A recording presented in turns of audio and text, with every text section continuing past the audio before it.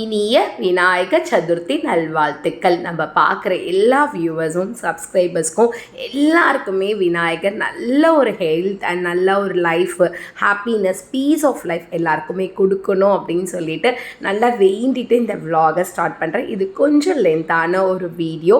விநாயகர் சதுர்த்தி அன்றைக்கி தட்டு சாட்டர்டே எடுத்த ஒரு வீடியோ தான் உங்களுக்கு நான் போஸ்ட் பண்ணுறேன் நான். ஸோ என்னுடைய விநாயகர் சதுர்த்தியோடைய ப்ரிப்பரேஷன்லாம் பார்த்தீங்கன்னா தேர்ஸ்டேலேருந்தே ஸ்டார்ட் ஆகிடுச்சு.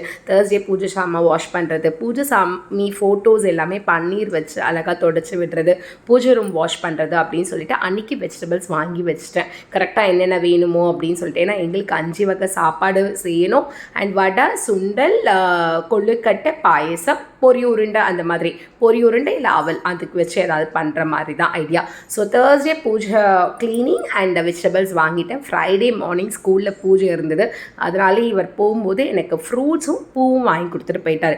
பட் ஸ்கூலில் பூஜை முடிஞ்சு வீட்டுக்கு வரத்துக்கே 2:30 ஆச்சு. கொஞ்சம் ரெஸ்ட் எடுத்து ஈவினிங் டின்னர் பண்ணிவிட்டு 6 o'clock பூஜை ரூம்குள்ளே போனேன். 10 ஆச்சு. பூஜை ரூமில் இருக்க எல்லா பெரிய விளக்கு எல்லாமே விளக்கி பொட்டெல்லாம் வச்சுட்டு பூவெல்லாம் கட்டி வைக்க. ஆக்சுவலாக சம்பங்கி மட்டும்தான் பாக்கியாக இருந்தது.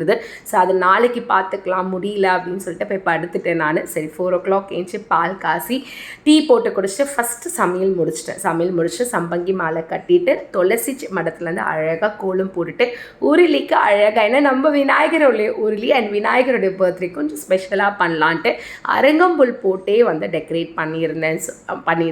9 o'clock முன்னாடியே விளக்கு ஏற்றிட்டேன். 9 to 10:30 ராவு காலம் இருக்கும்போது மட்டும் வடை கொழுக்கட்டை பண்ணிக்கலாம் அப்படின்னு சொல்லிட்டு 10:30 ஆனோடனே இவரை போய் விநாயகரை வாங்கிட்டு வர சொல்லியிருந்தேன். ஸோ இவர் வரும்போதே வீட்டில் இருக்க எல்லா விளக்குமே ஏற்றிடுவேன். மேலே இருக்கிற விளக்கு அண்ட் துளசி மாடத்துலேருந்து எல்லா விளக்குமே ஏற்றி வச்சுட்டேன் நான்.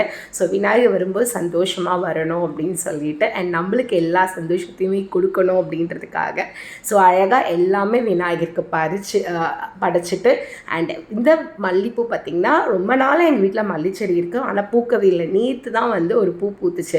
ஸோ இது அழகாக வெய் அப்படின்னாரு. சரி டக்குன்னு இது களிமண் தானே அப்படின்னு சொல்லி அப்படியே இன்செர்ட் பண்ண அழகாக இன்செர்ட் ஆகிடுச்சு. ரொம்ப நல்லா இருந்துச்சு, ரொம்ப வாசனையாகவும் இருந்துச்சு. ஸோ லோட்டஸ் எல்லா பூவுமே அருங்கம்புல் எல்லாமே வச்சு விநாயகருக்கு பிடிச்ச எல்லா திங்ஸுமே வச்சு நெய் விட்டு சாப்பாடு பண்ணி விநாயகருக்கு படைச்சாச்சு. சாப்பிட்டு முடிச்சதுக்கப்புறம் செம்ம டயர்ட். ஒரு 2 to 3 hours ரெஸ்ட் எடுத்துகிட்டு ஈவினிங் மேலே தான் வந்து டீ போட்டு கொடுத்துட்டு கொஞ்சம் க்ளீனிங் எல்லாமே இருக்கும்ல, அந்த க்ளீனிங்லாம் முடிச்சுட்டு அம்மா வீட்டுக்கிட்ட எப்போவுமே நான் ஏகாம்பரேஸ்வரர் கோயில் இருக்க விநாயகருக்கு போய் தான் விளக்கேற்றுவேன். பட் கோயில் இப்போ ரீகன்ஸ்ட்ரக்ஷனில் இருக்கிறதால நான் எங்கள் வீட்டு ரொம்ப சென்டிமெண்ட்டான விநாயகர் கோயில், நான் காலேஜ் படிக்கும்போது டெய்லி போவேன் நான். அங்கே இருக்க விநாயகர் கோயிலுக்கு போயிட்டு தேங்காயில் விளக்கு போட்டுட்டு சூப்பராக பக்கத்துலேயே ஒரு சூப்பரான ஒரு விநாயகர் இருப்பார், அவரையுமே பார்த்துட்டு விநாயகர் சதுர்த்தி திருப்தியாக சூப்பராக முடியும்.